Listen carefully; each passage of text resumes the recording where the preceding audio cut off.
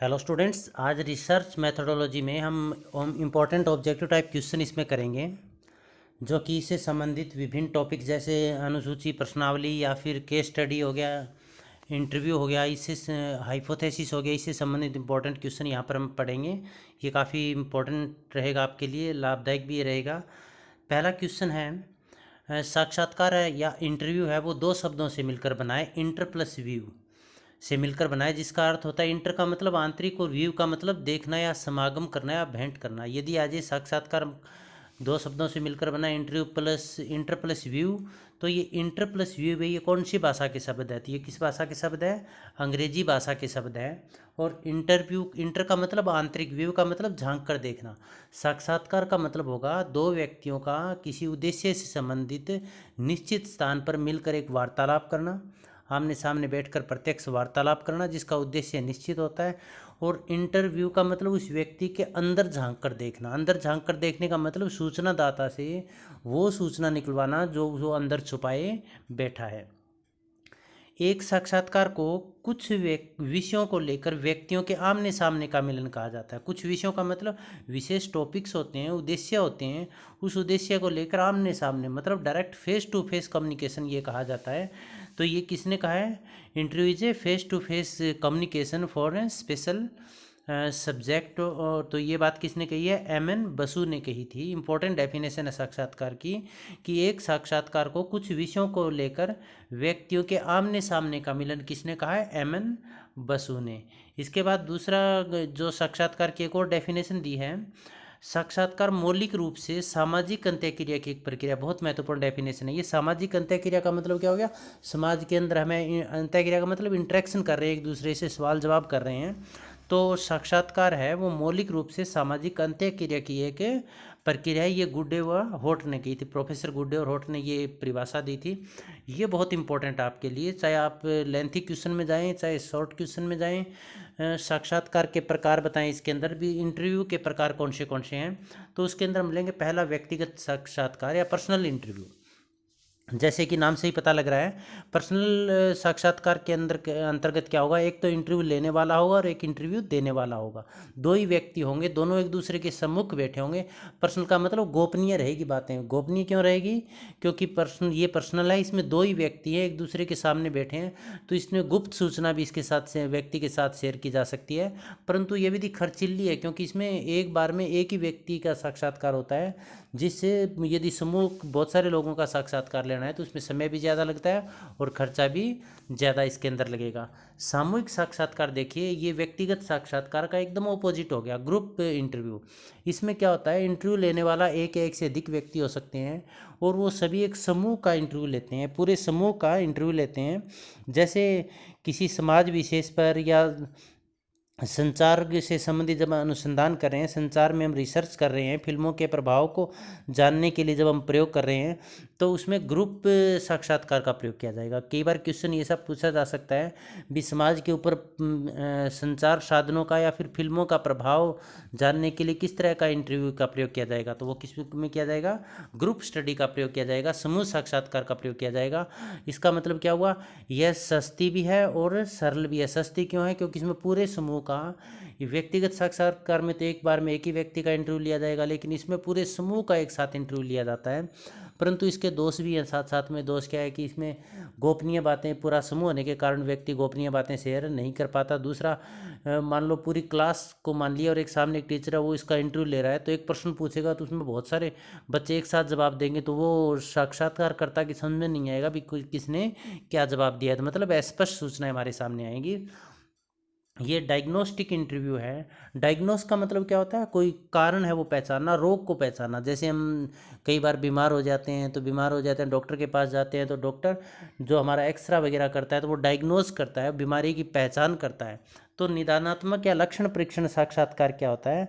इस साक्षात्कार के अंदर क्या किया जाएगा? कोई भी सामाजिक घटना है, कोई भी सामाजिक समस्या है, उसके कारणों का पता लगाया जाएगा। लक्षण परीक्षण का मतलब उस घटना के लक्षण कौन से हैं, उसका निदानात्मक तत्व कौन से कारण है जिस कारण से वो घटना घटित हो रही है। जैसे बेरोजगारी है, उसके कारण क्या है?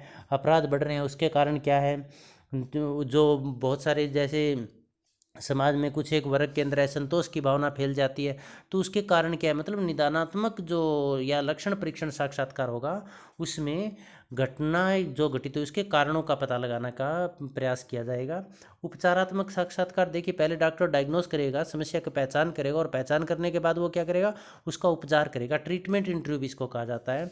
इसका मतलब ये होगा, जब वार्तालाप किसी भी समस्या के समाधान करने के लिए किया जाता है तो उसको उपचारात्मक साक्षात्कार कहा जाएगा। जैसे विद्यार्थियों में असंतोष है तो जो प्रिंसिपल या हेडमास्टर है वो विद्यार्थियों से उस असंतोष को दूर करने के लिए जब बातें करता है, उसने कारण का पता लगा लिया भी कारण क्या है। जैसे कई बार स्टूडेंट है वो स्ट्राइक कर देते हैं, तो पहले उपचारात्मक जो निदानात्मक साक्षात्कार है उसमें कारणों का पता लगाया जाएगा भी ये स्ट्राइक क्यों कर रहे हैं। तब पता चलेगा भी ये फीस बढ़ाई गई है, उस फीस बढ़ोतरी को वापस लेने के लिए ये स्ट्राइक कर रहे हैं, तो कारण हमने पहचान लिया। फिर उपचारात्मक साक्षात्कार क्या होगा, जो भी कॉम्पिटेंट अथॉरिटी है वो उनसे बात करेगी उस समस्या का समाधान करने के लिए। भी फीस बढ़ाएगी, हम इसको इतनी कम कर देंगे या कितनी कम करें, तो उससे संबंधित जो बात की जाएगी, समस्या से समाधान से संबंधित जो बातचीत की जाती है उसको क्या कहा जाता है, उपचारात्मक साक्षात्कार कहा जाएगा। रिसर्च इंटरव्यू किसे कहा जाएगा, रिसर्च इंटरव्यू सामान्यतः इसका प्रयोग सामाजिक अनुसंधान में किया जाता है। भी अनुसंधान से संबंधित सूचनादाता उनके विचारों को, आदतों को, मूल्यों को जानने के लिए जो वार्तालाप या बातचीत की जाती है उसको रिसर्च इंटरव्यू कहा जाएगा। प्रत्येक साक्षात्कार कौन सा होता है, वो साक्षात्कार होता है जिसमें सूचना देने वाला और सूचना लेने वाला, मतलब इंटरव्यू देने वाला और इंटरव्यू लेने वाला दोनों एक दूसरे के सम्मुख बैठे होते हैं, आमने सामने बैठे होते हैं। अप्रत्यक्ष साक्षात्कार कौन सा होता है, इनडायरेक्ट इंटरव्यू कौन सा होता है, जिसमें सूचना लेने वाला और सूचना देने वाला फेस टू फेस आमने सामने नहीं बैठे होते, बल्कि इसके माध्यम से टेलीफोन के माध्यम से इंटरव्यू लिया जा सकता है, या फिर नेट के माध्यम से, इंटरनेट के माध्यम से इसमें इंटरव्यू लिया जा सकता है। तो ये जो इंटरव्यू है इसमें मतलब वार्तालाप तो होगी, अप्रत्यक्ष इंटरव्यू के अंदर वार्तालाप तो होगी, परंतु इसमें वो फेस टू फेस एक दूसरे का चेहरा नहीं देख पाएंगे, एक दूसरे के हाव भाव नहीं देख पाएंगे, इसलिए जो गोपनीय सूचना है वो नहीं ले पाएंगे। और समय अवधि के आधार पर भी लघु, शॉर्ट टर्म और लॉन्ग टर्म इंटरव्यू भी होते हैं। लघु या अल्पकालीन साक्षात्कार वो होते हैं जो कम समय के लिए होते हैं, थोड़े समय के लिए होते हैं, और दीर्घकालीन साक्षात्कार वो होते हैं जो लंबी अवधि तक चलते हैं, जैसे चिकित्सा से संबंधित साक्षात्कार है। औपचारिक साक्षात्कार और औपचारिक साक्षात्कार है, इसको निर्देशित साक्षात्कार भी कहते हैं, नियंत्रित साक्षात्कार भी कहते हैं, और संरचित साक्षात्कार, मतलब फॉर्मल हो गया, डायरेक्टिव हो गया, कंट्रोल्ड हो गया, स्ट्रक्चर्ड हो गया। तो औपचारिक का मतलब एक पहले से स्ट्रक्चर बनाया गया है, इसमें अनुसूची का प्रयोग किया जाता है, एक प्रश्नों की सूची पहले से बना ली जाती है, और वो प्रश्नों की सूची जो शोध करता है या साक्षात्कार करता है, इंटरव्यू लेने वाला है, वो उस व्यक्ति या उस व्यक्तियों के समूह के सामने लेकर जाएगा जिसका उसे साक्षात्कार लेना है, उसके आमने सामने बैठकर उनसे प्रश्न पूछकर उनमें जो प्रश्न है वो फिल करता रहेगा। इसका मतलब क्या हुआ, यह पूर्व नियोजित है, स्ट्रक्चर्ड है, डायरेक्टिव है, इसमें पूरी तरह से नियंत्रित है ये। इसमें साक्षात्कारकर्ता अपनी मन मर्जी से प्रश्न नहीं पूछ सकता, जो प्रश्न उसमें दिए गए हैं वही प्रश्न वो केवल पूछेगा। तो इसमें विश्वसनीयता आती है, वैज्ञानिकता आती है, क्योंकि इसमें किसी तरह का पक्षपात नहीं किया जा सकता, प्रश्नों का क्रम नहीं बदला जा सकता, प्रश्नों की जो दूसरे एक प्रश्न की जगह दूसरा प्रश्न नहीं पूछा जा सकता। तो इसमें जो सूचना जिस तरफ एक योजना बनाई गई है उसी योजना के अनुसार पूछी जाती है। अनौपचारिक या अनिर्देशित, ये इसका एकदम ऑपोजिट हो गया, इसको अनस्ट्रक्चर्ड भी कहेंगे, अनकंट्रोल्ड भी कहेंगे, नॉन डायरेक्टिव भी कहेंगे, इनफॉर्मल हम इसको इंटरव्यू भी कहेंगे। इसमें पहले से किसी तरह की कोई योजना नहीं बनाई जाती, न ही किसी तरह का कोई कंट्रोल है, न पहले से कोई प्रश्नों की सूची लिखी गई है, बल्कि इसमें जो साक्षात्कारता है वो सीधा जाएगा, और वो जो समूह है या व्यक्ति जिसे साक्षात्कार लेना है उनसे अपने उद्देश्य से संबंधित, अपनी समस्या से संबंधित अपनी मर्जी से प्रश्न पूछेगा, और ज़रूरी नहीं है उन प्रश्नों के उत्तर वहीं पर नोट करे, वो उन प्रश्नों के उत्तर वहाँ पर नोट न करके बाद में भी उसको अपनी मेमोरी के आधार पर नोट कर सकता है। परंतु इस विधि में, इस साक्षात्कार में पक्षपात की संभावना रहती है, क्योंकि यदि उसकी मेमोरी पावर कमज़ोर है तो वो भूल हो सकता है, भूल जाए भी क्या सूचना उन्होंने दी थी, सूचनादाता उन्होंने क्या सूचना दी थी, या फिर वो अपने खुद के विचार है, मूल्य है, वो उसमें मिला सकता है। मतलब एज इट इज जो सूचना दी गई है उसी तरह से वो उसका आंसर लिखे, इसकी संभावना कम है। केंद्रित साक्षात्कार है, फोकस्ड इंटरव्यू है, ये बहुत इंपॉर्टेंट है। जो केंद्रित साक्षात्कार है ये इसमें किसी घटना को केंद्र में रखकर जब अध्ययन किया जाता है, जैसे किसी समाज के ऊपर फिल्म का, रेडियो का, टेलीविज़न में जो भी प्रोग्राम आ रहे हैं उनका प्रभाव जानने के लिए, जब किसी मतलब एक विषय को केंद्रित करके, किसी एक घटना को केंद्रित करके जब सूचनादाताओं पर उस घटना का या लोगों पर उस घटना का क्या प्रभाव पड़ा उसका जब अध्ययन किया जाता है तो उसको केंद्रित साक्षात्कार कहते हैं। एक बार इसको फिर समझिएगा, जैसे मान लो टीवी में कोई सीरियल चल रहा है, उस सीरियल का समाज के ऊपर क्या प्रभाव पड़ा। जैसे क्राइम अलर्ट प्रोग्राम चल रहा है तो उस क्राइम अलर्ट का समाज के ऊपर क्या प्रभाव पड़ा, इसका जब हम स्टडी की जाएगी तो इसको क्या कहेंगे, केंद्रित साक्षात्कार कहेंगे। और केंद्रित साक्षात्कार का प्रयोग सबसे पहले रॉबर्ट के मर्टन ने किया था जनसंचार के साधनों विशेषकर रेडियो का लोगों के ऊपर प्रभाव जानने के लिए। तो बहुत इंपॉर्टेंट है। पुनरावृत्ति साक्षात्कार, पुनरावृत्ति साक्षात्कार को एक इसका इम्पोर्टेंट इसमें ध्यान ये रखना है आपको कि पुनरावृत्ति साक्षात्कार है उसको पैनल स्टडी इंटरव्यू भी कहते हैं। इसमें जो शोधकर्ता साक्षात्कार करता है वो एक ही समूह के पास बार बार जाएगा, रिपीटेशन होगी और उनका बार बार जाकर वो इंटरव्यू लेगा ताकि सूचनाएं वो साथ साथ में प्रमाणित हो सके। इसके बाद है मतदान प्रकार, पोल टाइप इंटरव्यू है। पोल टाइप इंटरव्यू के अंदर प्रश्नों की एक सूची बनाई हुई होगी, उसमें वैकल्पिक प्रश्न होंगे, 2 ऑप्शन, 3 ऑप्शन, 4 ऑप्शन दिए हुए होंगे। उत्तरदाता को उन्हीं जो प्रश्नों 4 ऑप्शन दिए गए हैं, जितने भी ऑप्शन दिए गए उन्हीं में से किसी एक ऑप्शन को उसे चूज करना होगा, उत्तर के रूप में बताना होगा। तो इसमें न तो उत्तरदाता स्वतंत्र है उत्तर देने के लिए और न ही इसके अंदर पूछने वाला स्वतंत्र है। जो पहले सूची बनाई गई वही प्रश्न पूछेगा और उत्तरदाता केवल 4 ऑप्शन है उसी में से एक के बारे में बताएगा। खुला साक्षात्कार मतदान के साक्षात्कार से विपरीत है। इसमें पूछा तो पहले से निर्मित प्रश्नों को ही जाता है। मतदान प्रकार में भी पहले से निर्मित प्रश्न होंगे, खुला साक्षात्कार में भी पहले से निर्मित प्रश्न होंगे, परंतु इसमें ध्यान ये रखना है कि इसमें ऑप्शन टाइप नहीं होंगे। सूचनादाता उस पर कोई प्रतिबंध नहीं होगा, एक कहानी के रूप में प्रश्न पूछे जाएंगे और सूचनादाता को पूरी छूट है, वो उसमें कितना ही टाइम लगाए, कितनी बातें बताए, वो जैसे बता रहा है वैसे इसमें नोट किया जाता है। तो ये लचीला भी है ये, और इसमें वो सूचनादाता है खुद सोच समझकर प्रश्नों के उत्तर उसमें वो देता है, किसी तरह का उस पर प्रतिबंध नहीं होता है। मतदान में भी प्रश्नों की सूची पहले, खुले साक्षात्कार में प्रश्नों की सूची पहले। मतदान में ऑप्शन टाइप होते हैं, इसमें ऑप्शन टाइप नहीं होते, खुद वो अपने विचार प्रकट करता है। और अप्रतिबंधित या अनस्ट्रक्चर्ड, अप्रतिबंधित जैसे खुले साक्षात्कार की तरह ही है ये, जिस पर किसी तरह का प्रतिबंध न हो। लेकिन इन दोनों में फ़र्क क्या है, खुले साक्षात्कार में प्रश्नों की पहले से सूची तैयार की होती है, लेकिन अप्रतिबंधित में पहले से प्रश्नों की कोई सूची तैयार नहीं की हुई होती। इसमें बहुत लचीलापन होता है, उत्तरदाता पूरी तरह स्वतंत्र रहता है और साक्षात्कारकर्ता भी पूरी तरह स्वतंत्र है, वो किसी तरह के क्वेश्चन पूछ सकता है।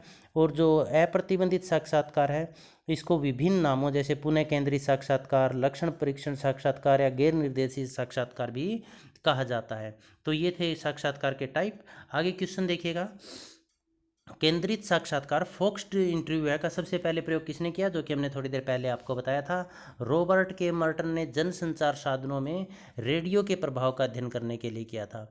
या ये भी क्वेश्चन आ सकता है, केंद्रित साक्षात्कार का प्रयोग सबसे पहले किस में किया गया था, तो जनसंचार साधनों में रेडियो के प्रभाव को जानने के लिए किया गया था। साक्षात्कार पैनल अध्ययन, इंटरव्यू पैनल स्टडी के नाम से किस साक्षात्कार को जाना जाता है, तो किसको जाना जाएगा, इसमें पुनरावृत्त रिपीटेटिव इंटरव्यू है उसको, उसका दूसरा नाम क्या है, पैनल साक्षात्कार पैनल स्टडी। इसके बाद आप देखिएगा अगला अपना है व्यक्तिगत अध्ययन, इसको इंग्लिश में हम केस स्टडी भी कहते हैं। इसकी एक डेफिनेशन है, व्यक्तिगत अध्ययन किसी एक सामाजिक इकाई, चाहे वह व्यक्ति हो या परिवार, संस्था, सांस्कृतिक समूह या समुदाय के जीवन के अन्वेषण एवं विवेचना करने की पद्धति को कहा जाता है। ये बात किसने कही थी, पीवी यंग ने कही थी, इंपॉर्टेंट डेफिनेशन है। अब केस स्टडी क्या होता है, किसी एक समूह, इसमें पूरे समाज का अध्ययन नहीं किया जाएगा, समाज के किसी एक भाग का, एक इकाई का अध्ययन किया जाएगा, लेकिन जिस इकाई का अध्ययन किया जाएगा उसका संपूर्ण अध्ययन किया जाएगा। जैसे मान लीजिए किसी संस्था है, धर्म का अध्ययन किया जा रहा है, या एक परिवार की स्टडी की जा रही है, या एक व्यक्ति की स्टडी की जा रही है। तो केस स्टडी का मतलब यह है, जैसे एक व्यक्ति की स्टडी की जा रही है तो उसका संपूर्ण अध्ययन किया जाएगा। जैसे उसका जन्म कहाँ हुआ, हॉस्पिटल में हुआ, घर पे हुआ, सिजेरियन हुआ, नॉन सिजेरियन हुआ, ये सूचना किससे लेंगे, जितने स्रोत अवेलेबल है उन सभी से सूचना ली जाएगी। जैसे पड़ोसियों से पूछेंगे, उनके दोस्तों से पूछेंगे, परिवार वालों से पूछेंगे, रिश्तेदारों के पूछेंगे, उनकी लिखी हुई डायरी अवेलेबल है तो उनसे सूचना प्राप्त करेंगे। मतलब सभी स्रोतों का प्रयोग करके उसके सभी पक्षों का गहनता, उस इकाई के सभी पक्षों का गहनता और बारीकी से संपूर्ण अध्ययन किया जाएगा। जैसे हमने एक व्यक्ति का उदाहरण लिया, जन्म कहाँ हुआ, उसके दोस्त कौन है, स्कूल में उसका व्यवहार कैसा है, परिवार में कैसा व्यवहार है, दोस्तों के साथ कैसा व्यवहार है, तो वो सारी जब स्टडी की जाती है तो उसको हम क्या कहते हैं, केस स्टडी या व्यक्तिगत अध्ययन कहते हैं। वस्तुनिष्ठता बहुत इंपॉर्टेंट है ये। वस्तुनिष्ठता को इंग्लिश में ऑब्जेक्टिविटी हम कहते हैं। निष्पक्षता से प्रमाण का परीक्षण करने की इच्छा और योग्यता है, ये बात किसने कही? तो वस्तुनिष्ठता की डेफिनेशन है ये, वस्तुनिष्ठता निष्पक्षता से प्रमाण का परीक्षण करने की इच्छा और योग्यता। निष्पक्षता, वस्तुनिष्ठता का मतलब होगा निष्पक्षता, एज इट इज। देखो हमने यहाँ पर लिखा है एज इट इज का मतलब जो जैसा है।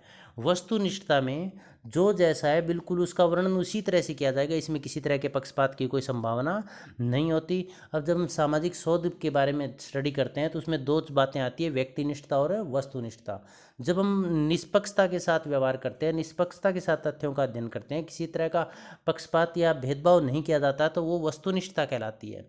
परंतु जब हम तथ्यों को संकलन कर रहे हैं, घटना की स्टडी कर रहे हैं, उसमें यदि अपने विचार मूल्य हम मिक्सअप कर देते हैं, विचार मूल्यों से प्रभावित होकर हम जब किसी भी घटना का अध्ययन करते हैं और अपने उसमें निष्पक्षता नहीं रह पाती, तो उसको हम क्या कहते हैं, व्यक्तिनिष्ठता।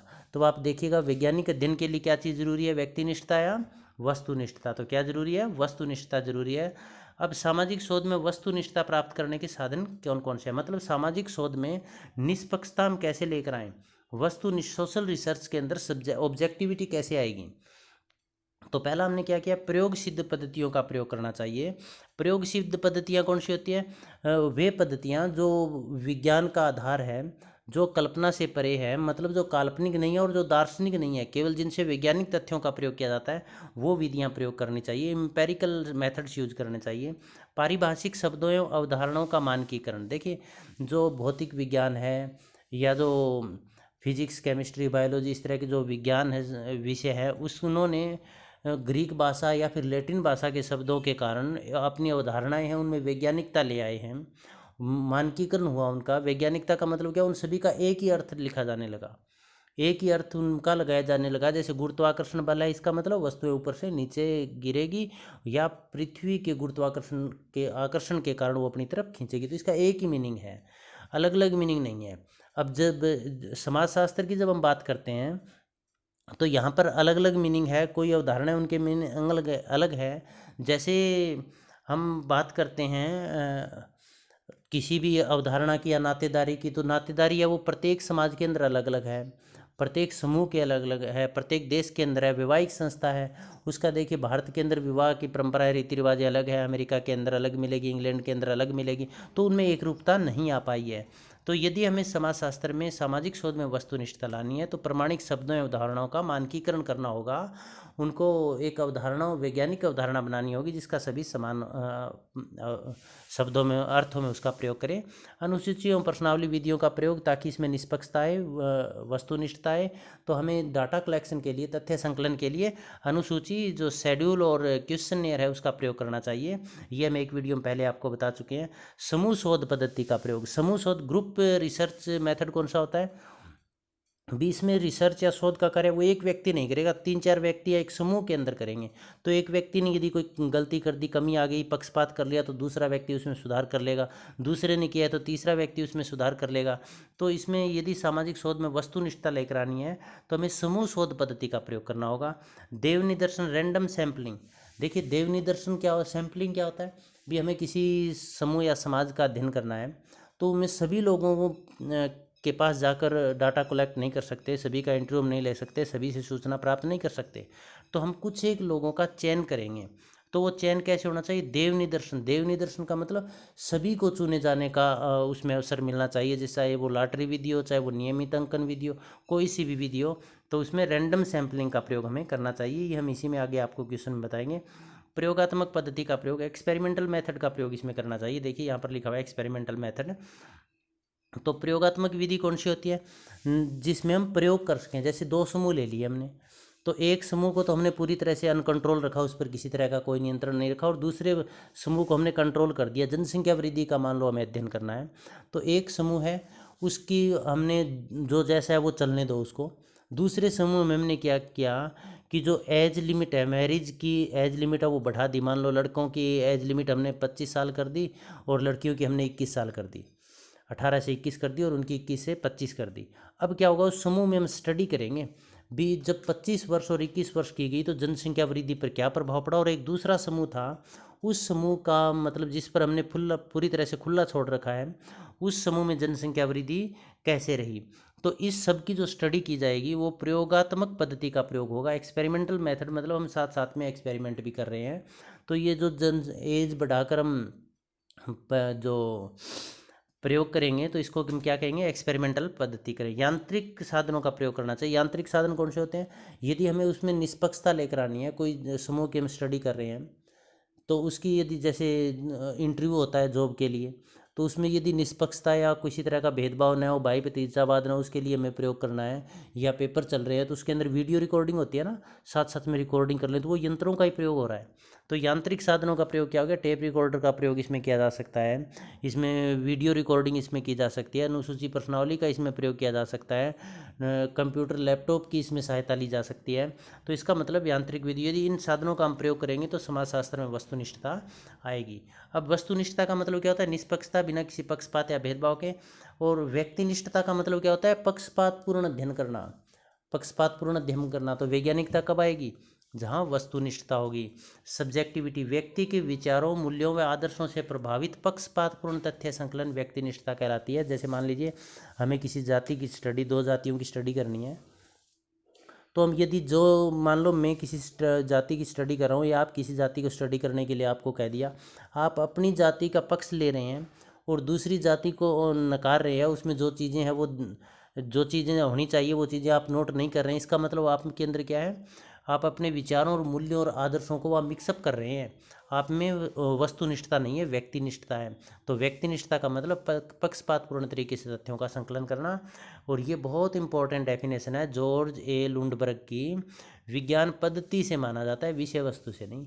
भी यदि कोई भी विषय सब्जेक्ट है वो विज्ञान कैसे है, इसका मतलब ये नहीं कि उसका सब्जेक्ट मैटर क्या है, बल्कि उसके अंदर हम मेथड कौन से यूज कर रहे हैं डाटा संकलन के लिए, अनुसंधान के लिए। यदि हम वैज्ञानिक पद्धति का प्रयोग कर रहे हैं तो ही वो विषय विज्ञान है, विषय वस्तु से कोई विज्ञान नहीं माना जाता। बहुत इंपॉर्टेंट डेफिनेशन है। एक ये बुक्स भी काफ़ी इंपॉर्टेंट है। मेथड इन सोशल रिसर्च पुस्तक किसके द्वारा लिखी गई है, तो प्रोफेसर गुड्डे व होट के द्वारा लिखी गई है। उपकल्पना, प्राकल्पना या हाइपोथेसिस क्या है। उपकल्पना क्या होती है, भी हमने मान लीजिए हम नशाखोरी पर स्टडी कर रहे हैं, भी आजकल युवाओं के अंदर इतने नशे की प्रवृत्ति क्यों बढ़ती जा रही, तो जब हम उसकी स्टडी करेंगे तो उसका पहले से हम अंदाज़ा लगा लेंगे भी इसका कारण क्या हो सकता है। भी संगति हो सकती है उसका कारण, एक हमने ये लगा लिया। दूसरा हमने ये लगा लिया भी इसकी जो कारण है वो पारिवारिक समस्याएं हो सकती है। तो इसका मतलब ये जो पहले से हम अनुमान लगा रहे हैं या जो काल्पनिक विचार लगा रहे हैं, काल्पनिक जो समाधान पहले से हम सोच रहे हैं, वही उपकल्पना कहलाता है। उपकल्पना का मतलब अपने अनुसंधान के समाधान से संबंधित काल्पनिक विचार ही उपकल्पना कहलाता है। अब इसमें देखिए हाइपोथेसिस है, ये दो शब्दों हाइपो प्लस थेसिस से मिलकर बना है। हाइपो का मतलब होता है कल्पना और थेसिस का मतलब होता है प्रस्तावना या स्टेटमेंट। इसका मतलब काल्पनिक विचार, काल्पनिक प्रस्तावना। भी कोई भी विषय है उससे संबंधित एक काल्पनिक समाधान या काल्पनिक विचार क्या कहलाएगा, उपकल्पना या प्राकल्पना। ये सिनोनिम्स है, प्राकल्पना या उपकल्पना। प्रा का मतलब प्रारंभिक और कल्पना का मतलब विचार। भी किसी भी विषय से संबंधित हमारे दिमाग में जो प्रारंभिक विचार आया उसे हम क्या कहेंगे, उपकल्पना कहेंगे। पीवी यंग ने उपकल्पना की बड़ी शानदार डेफिनेशन दी है कि कार्यकारी या काम चलाऊ परिकल्पना का निर्माण वैज्ञानिक पद्धति का प्रथम चरण है। भी जब हम कोई वैज्ञानिक रिसर्च करना चाहते हैं, अनुसंधान करना चाहते हैं, तो उसका पहला स्टेप कौन सा होगा, भी हमें काल्पनिक विचार एक दिमाग के अंदर हमारे क्या आएगा, उसका एक काल्पनिक हम समाधान सोचेंगे, वही उपकल्पना कहलाता है। प्रोफेसर गुड्डे और होट ने भी का उपकल्पना एवं कार्यवाहक एवं काम चलाऊ, उपकल्पना एक कार्यवाहक और काम चलाऊ विचार है। मतलब हमें एक दिशा देता है भी आपको किस दिशा में बढ़ना है। हमने सोचा भी इसकी पारिवारिक समस्या नशाखोरी की कारण हो सकती है, तो हम फिर दिशा दे दी। क्या दिशा दे दी कि हमें जो लोग नशा करते हैं उनके परिवारों की स्टडी करनी है। जिसका परीक्षण करना बाकी है। परीक्षण करने का मतलब हमने सोच तो लिया, अभी इसका जिम्मेवार क्या हो सकता है, पारिवारिक समस्या हो सकती है। उसका परीक्षण कब होगा, जब हम फील्ड के अंदर स्टडी करेंगे। तो प्रोफेसर गुड्डे और होट ने क्या कहा था, उपकल्पना एक कार्यवाहक या काम चलाऊ विचार है जिसका परीक्षण करना भी बाकी है। ये डेफिनेशन बहुत इंपॉर्टेंट है। 17वां जो ये क्वेश्चन है, इसमें देखिएगा भूयिष्टिक मतलब बहुलक, माध्य और मध्य के अंदर क्या संबंध है इन तीनों में, ये बहुत ही इंपॉर्टेंट है। इसको आप देखिएगा, यहाँ पर हमने दिखाया गया जेड का मतलब भूयिष्टिक या बहुलक, एम का मतलब मध्य क्या मध्य का, और एक्स बार का मतलब क्या है मध्य। इन तीनों में रिलेशन क्या है, तो इसके माध्यम से इन तीनों में रिलेशन बताया गया है। B Z is equal to 3m-2x बार।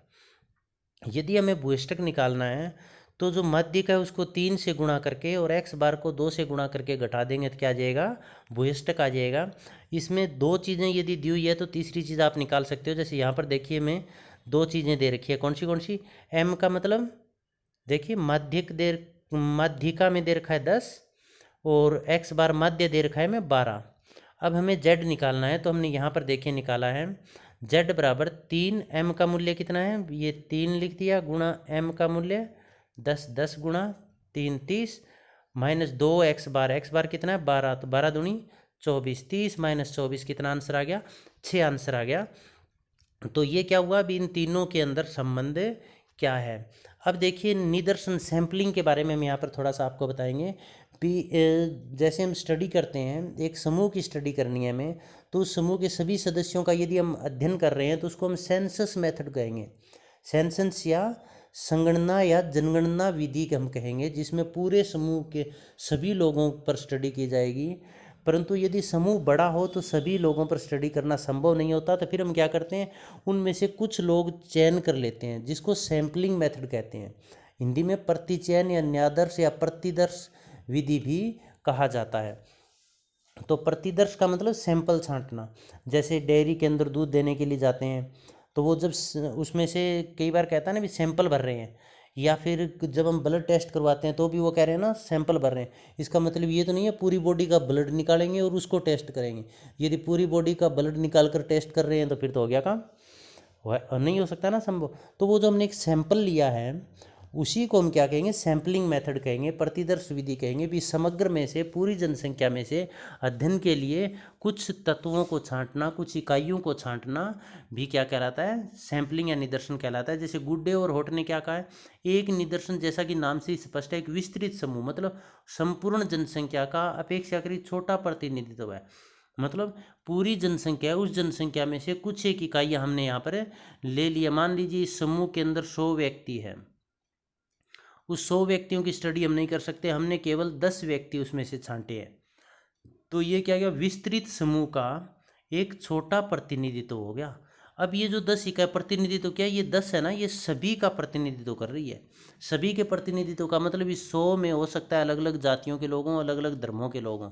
तो ये जो 10 इकाइयाँ हैं उनमें इन सभी जातियों और धर्मों के लोगों को शामिल किया जाएगा। तो ये गुड्डे और होट ने क्या कहा, एक निदर्शन जैसा कि नाम से स्पष्ट है, एक विस्तृत समूह का अपेक्षाकृत छोटा प्रतिनिधित्व है।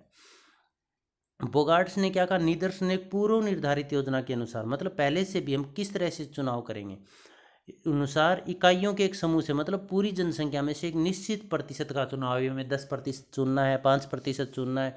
तो ये एक पहले से निर्धारित योजना के अनुसार इकाइयों का चयन करना है। श्रीमती यंग ने क्या कहा, एक सांख्यिकी निदर्शन उस संपूर्ण समूह अथवा योग का एक अति लघु चित्र है। लघु का मतलब पूरी जनसंख्या बहुत बड़ी, उनमें से कुछ लोग हमने छांटे जिसमें से निदर्शन या सैंपल लिया जाता है। तो सैंपलिंग का मतलब क्या हुआ, निदर्शन का मतलब क्या हुआ, संपूर्ण इकाइयों में से संपूर्ण जनसंख्या, समष्टि भी बोला जाता है।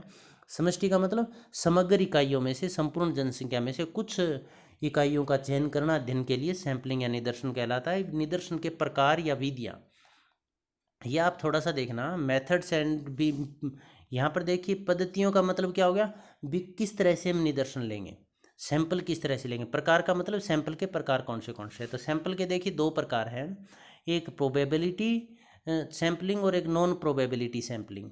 संभावित या देव निदर्शन और असंभावित निदर्शन। संभावित प्रोबेबिलिटी का मतलब क्या होगा, जिसमें सभी के चुने जाने की संभावना है, और असंभावित का मतलब जिसमें सभी के चुने जाने की संभावना न हो उसको हम क्या कहेंगे, असंभावित निदर्शन कहेंगे। संभावित निदर्शन का मतलब क्या हुआ, जैसे पूरा समूह है, उस समूह के अंदर मान लीजिए 100 व्यक्ति हैं, उन 100 व्यक्तियों के नाम की पर्ची लिखकर एक समूह के अंदर डाल दी और बाद में पर्चियों की मिलाकर एक पर्ची उठा ली, तो सभी के आने की संभावना है ना नाम, तो उसमें से फिर दोबारा हमने सभी पर्चियों को मिलाया, फिर एक और उठा ली। इसका मतलब जैसे लॉटरी विधि है, जो संभावित देव निदर्शन है इसमें सभी के चुने जाने की संभावना रहती है, सभी के चुने जाने की संभावना रहती है, इसका मतलब पक्षपात की संभावना नहीं होगी। और इसमें सभी के चुने जाने की संभावना नहीं रहती, इसमें असंभावित देव निदर्शन में शोधकर्ता या जो रिसर्च कर रहा है, अनुसंधान करता है, उसका रोल होता है। वो अपनी इच्छा अनुसार किसी को भी अध्ययन के लिए चुन सकता है, लेकिन इसमें उसका जो शोध करता है उसका बस नहीं चलता। इसमें जो सभी के चुने जाने की संभावना रहती है, इसमें एक कोई भी इकाई है उसको वांछित या अवांछित, मतलब वो जरूरी है या नहीं, वो को वांछित या अवांछित न मानते हुए जब सभी इकाइयों के चयन की संभावना रहती है तो उसको हम संभावित या देव निदर्शन कहा जाता है। अब यहाँ पर आप देखिएगा, संभावित देव निदर्शन के कितने भाग बांटे हमने, 3 भाग, साधारण देव निदर्शन, सीमित देव निदर्शन और अन्य देव निदर्शन। साधारण देव निदर्शन क्या होता है, जब उस देव निदर्शन, साधारण या सरल देव निदर्शन भी कहते हैं, जब समग्र की किसी भी इकाई को वांछनीय या अवांछनीय न मानते हुए और सभी इकाइयों को चुने जाने का जब समान अवसर रहता है तो उसको साधारण देव निदर्शन कहा जाता है। मतलब सभी इकाइयाँ, वो वांछनीय अवांछनीय का मतलब जरूरी हो चाहे जरूरी न हो, सभी को चुने जाने की संभावना रहेगी। और इसमें किस विधि से, लॉटरी विधि से हम चयन करेंगे। लॉटरी विधि का मतलब क्या हुआ, भी नाम की पर्ची बना लेंगे, एक ड्रम के अंदर डाल देंगे और एक एक किसी बच्चे से पर्चियाँ निकलवा लेंगे तो सभी के चुने जाने की संभावना है। कार्ड या टिकट विधि भी है, तो ये लॉटरी विधि की तरह ही है, परंतु इन दोनों में फ़र्क क्या है, जब टिकट या कार्ड विधि है उसमें कार्ड पर नाम लिख लिए जाएंगे, एक पर्ची निकाली, उसके बाद ड्रम में से सभी को मिलाया जाएगा दोबारा। ग्रीड विधि का मतलब क्या होता है, ये किसी क्षेत्र का निर्धारण करने के लिए होता है, भी कौन से क्षेत्र का हमें अध्ययन करना है। तो एक पारदर्शी शीट ले ली जाएगी, उस पर संख्या लिख दी जाएगी और संख्या पहले से भी किस संख्या की हमें स्टडी करनी है, तो जिस क्षेत्र पर वो संख्या आएगी उसी क्षेत्र की हम स्टडी कर लेंगे। तो ये साधारण देव निदर्शन या सरल देव निदर्शन है, इसकी 3 विधियाँ हैं, लॉटरी विधि, कार्ड या टिकट विधि या ग्रीड विधि। इसके बाद आता है सीमित देव निदर्शन। सीमित देव निदर्शन विधि में निदर्शन का चयन स्वतंत्र या अनियंत्रित नहीं होता है। इसमें निदर्शन लेने से पहले सभी इकाइयों को क्रमबद्ध कर लिया जाएगा या कुछ विशेष श्रेणी या भागों में उनको बांट दिया जाएगा। भी किस इकाई से हमें कितने जो इकाइयाँ हैं उसका चयन करना है। उसके बाद क्या होगा, नियमित अंकन विधि। ये देखो, ये हमने नीचे लिख रखे, नियमित अंकन विधि सत्रीकृत या वर्गीकृत निदर्शन के माध्यम से उनमें से निदर्शन का चयन कर लिया। नियमित अंकन विधि कैसी होती है, जैसे मान लीजिए कोई हम स्टडी कर रहे हैं तो नियमित अंकन का मतलब पहले 5 लिख दिया, फिर 10, 15, 20 जो अंक आए हैं वो अंकों वाली इकाइयाँ हम जैसे क्रमबद्ध कर लिया हमने, 1 से 100 तक की इकाइयाँ आई। फिर हमने नियमित अंकन का मतलब पहला अंक छोड़कर पहले से डिसाइड कर लिया भी 5-5 के अंतराल के बाद हम इकाइयों को चुनेंगे। 7 से शुरू कर दिया, 7 और 5 12 और 5 17 और 5 22 और 5 27, इस तरह से 5-5 के अंतर में, तो वो नियमित अंकन होता है। सत्रीकृत या वर्गीकृत का मतलब विभिन्न सत्रों में बांट दिया और उसके सत्रों में बांटने के बाद देव निदर्शन विधि से इकाइयों का चयन कर लिया जाता है। अन्य देव निदर्शन में देखिए, अन्य देव निदर्शन जो है उसके अंतर्गत जो विधियों का प्रयोग किया जाएगा वो पहला है क्षेत्रीय निदर्शन विधि। क्षेत्रीय निदर्शन विधि कौन सी होती है, इस क्षेत्र में, इस विधि में जिस क्षेत्र का हम अध्ययन कर रहे हैं उस क्षेत्र को अलग अलग छोटे छोटे भागों में बांट दिया जाएगा और प्रत्येक भाग में जनसंख्या के अनुसार, मान लीजिए एक हमें कॉलेज की स्टडी करनी है, विद्यार्थियों की स्टडी करनी है, तो उसको हमने 3 भागों में बांट दिया, बीए, बीकॉम और मेडिकल या नॉन मेडिकल में। तो 3 भागों में बांट दिया। जनसंख्या मान लो बीए के अंदर 500 है और बीकॉम के अंदर 300 है और मेडिकल के अंदर 200 है, तो हम पहले से निर्धारित कर लेंगे भी 10-10% लेना है। तो इकाइयाँ चयन 10-10% करेंगे, तो इसमें पहले में कितनी आ जाएगी, बीए वाले में 500 है तो 10% कितना हो गया, 50। इसी तरह से 30 और 20 इन तीनों का अलग अलग हो जाएगा। तो पहले क्षेत्र का निर्धारण करेंगे और उसके बाद इकाइयों का चयन हम उसमें कर लेंगे। इसके बाद देखिएगा पुनरावृत्ति निर्देशन। पुनरावृत्त का मतलब होता है बीच में बार बार निदर्शन का चयन करते रहेंगे। पहले इकाइयों का चयन किया, फिर दोबारा इकाइयों का चयन कर लेंगे, ताकि पहले जो कमियां आई है, जो त्रुटियां हैं, वो उसमें सुधार होता रहे। बहुस्तरीय निर्देशन का मतलब होता है इसमें विभिन्न सत्रों पर, अलग अलग सत्रों पर निर्देशन का प्रयोग किया जाएगा। जैसे मान लीजिए हमें विद्यार्थियों पर स्टडी करनी है, भी विद्यार्थी उनके व्यवहार में क्या परिवर्तन आया, तो पूरा जो इंडिया है उसमें से हमने किसी स्टेट का चयन कर लिया देव निदर्शन के माध्यम से, 2 स्टेटों का चयन कर लिया। फिर एक पहला स्तर कौन सा हो गया, स्टेट हो गए। दूसरा स्तर, उस स्टेट के अंदर हमने डिस्ट्रिक्ट चयन कर लिया, भी किस डिस्ट्रिक्ट का देव निदर्शन विधि से चयन करेंगे, चाहे लॉटरी विधि हो, चाहे ग्रिड विधि हो, चाहे टिपेट विधि हो। उसमें से हमने क्या किया, डिस्ट्रिक्ट का चयन कर लिया। फिर डिस्ट्रिक्ट के बाद हम क्या करेंगे, भी कौन से तहसील का चयन कर लिया, तहसील के बाद कॉलेज का चयन कर लिया, कॉलेज के बाद क्लास का चयन कर लिया, क्लास के बाद विद्यार्थियों के अंदर वो धर्म या जाति के आधार पर हमने स्टडी कर ली। तो ये विभिन्न सत्रों पर इसमें जो देव निदर्शन विधि से सैंपल लिए जाएंगे। अनियमित अंकन का मतलब क्या हुआ, इसमें जो शोध करता है वो नियमित अंकन तो हो गया, 5 7 12 5 5 अंतर 7 7 अंतर के आधार पर निशान लगाना। अनियमित का मतलब हो गया बिना किसी नियम के वैसे ही निशान लगाना, जहाँ जहाँ जिस जिस संख्या पर निशान लगा उसको अपनी स्टडी के लिए चयन कर लेना, वो अनियमित अंकन कहलाएगा। असंभावित निदर्शन, नॉन प्रोबेबिलिटी क्या होता है, इसमें पक्षपात की संभावना रहती है।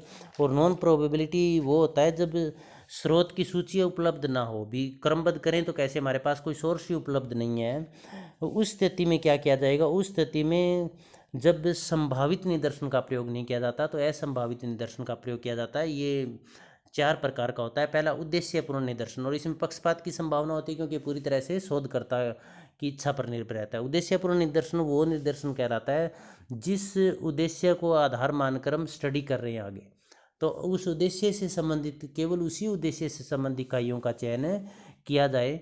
जैसे हमें निम्न जातियों, शिक्षा का निम्न जातियों पर प्रभाव का अध्ययन कर रहे हैं, तो उद्देश्य क्या है, निम्न जातियां हैं अपनी, तो केवल निम्न जाति के जो स्टूडेंट हैं उन्हीं को शामिल किया जाए। निम्न जाति का मतलब यहाँ पर जो पिछड़ी हुई जातियां हैं, जो आज तक जितना प्रोग्रेस उनको करना चाहिए था एजुकेशनली या इकोनॉमिकली, वो उतना आगे नहीं बढ़ पाए हैं, तो केवल उन्हीं उद्देश्य से संबंधित उन्हीं इकाइयों का चयन हम करेंगे, तो उसको उद्देश्यपूर्ण कहा जाता है। सुविधापूर्ण ये होता है भी जो अध्ययन करता है, जो शोध करता है, उसकी सुविधा के अनुसार वो निदर्शन का चयन करेगा, अपनी इच्छा के अनुसार, अपनी सुविधा के अनुसार। तो सुविधा किसकी, वो अपने संसाधन देखेगा, अपनी पहुंच देखेगा, अपना धन देखेगा, उपलब्ध संसाधन देखेगा, अपनी शक्ति, इन सब चीज़ों को ध्यान में रखकर अपनी सुविधा के अनुसार जब इकाइयों का चयन किया जाता है तो उसको सुविधापूर्ण निदर्शन कहा जाएगा। स्वयं चयनित निदर्शन, देखिए स्वयं चयनित निदर्शन वो निदर्शन होता है जिसमें कुछ लोग अपनी इच्छा से शोधकर्ता के पास जाएंगे और वो ये कहेंगे कि हम इस अध्ययन में शामिल होना चाहते हैं, तो वो क्या कहलाता है, स्वयं चयनित निदर्शन। जैसे कोविड-19 के अंदर आपने देखा होगा, जब वैक्सीन बनती है तो वैक्सीन का ट्रायल शुरू होता है, तो बहुत सारे व्यक्ति अपनी इच्छा से चले जाते हैं कि ये हमारे ऊपर प्रयोग करके देखिए आप इसको, तो वो स्वयं चयनित निदर्शन हो गया। भी इसमें शोधकर्ता के पास जो इकाई व्यक्ति है वो स्वयं अपना नाम देकर उस निदर्शन का अंग या इकाई बनना चाहते हैं। स्वयं चयनित का मतलब उन्होंने खुद चयन किया है अध्ययन में शामिल होने के लिए। एक अभ्यंश या कोटा निदर्शन, अभ्यंश या कोटा निदर्शन वो निदर्शन होता है जिसमें जो शोध करता है, ये ध्यान से सुनना, जो शोध करता है वो क्या काम करेगा, जिस क्षेत्र की स्टडी करनी है उसको विभिन्न अलग अलग भागों में बांट देगा और भागों में बांटकर ये डिसाइड कर देगा भी प्रत्येक भाग से कितनी इकाइयाँ हमें छांटनी है, सैंपल के लिए चयन करनी है। उसके बाद जो उसकी टीम है, उस टीम जो अन्य कर्मचारी अब उसके अधीन, उन कर्मचारियों को कह देगा अब ये चयन का काम आप करें, भी इतनी इतनी इकाइयाँ चुनें। जैसे हमने उदाहरण लिया था स्टूडेंट का, अब ये कॉलेज की स्टडी करनी है तो वो कॉलेज को 3 भागों में उसने बांट दिया, बीए, बीकॉम और मेडिकल में। फिर उसने जनसंख्या के आधार पर कोटा निर्धारित कर दिया, भी बीए से आप 50 बच्चे छांटिए, बीकॉम से आप 30 बच्चे छांटिए और मेडिकल से आप 20 बच्चे छांटिए। इसके बाद वो काम निम्न कर्मचारियों का, उसके नीचे अधीन कर्मचारी काम कर रहे हैं, उनका कर्मचारियों का काम रह जाएगा और वो और उन इकाइयों का चयन करके उसे देंगे भी ये इकाइयाँ हमने चयन किया, तो इसका अभ्यंश या कोटा विधि भी कहते हैं। कोटा के, इसका मतलब कोटा निर्धारित कर दिया वर्ग के लिए। विभिन्न जो एरिया था उसको विभिन्न भागों में बांटा, उसके बाद कोटा जनसंख्या के अनुपात में कोटा निर्धारित कर दिया। तो ये बहुत इंपॉर्टेंट क्वेश्चन थे रिसर्च से संबंधित, रिसर्च मेथोडोलॉजी से संबंधित, जो कि यूजीसी नेट में हो, चाहे किसी भी तरह का कॉम्पिटिटिव एग्जाम हो, सोशोलॉजी संबंधित या फिर अन्य सब्जेक्ट से संबंधित, उसमें जब रिसर्च के क्वेश्चन पूछे जाते हैं तो इस तरह के क्वेश्चन उसमें बहुत बार पूछे गए हैं। तो एक क्वेश्चन आपको कमेंट बॉक्स में ज़रूर लिख कर डालना है। क्वेश्चन होगा, मेथड इन सोशल रिसर्च पुस्तक है वो किसके द्वारा लिखी गई है। आप सबका बहुत बहुत धन्यवाद।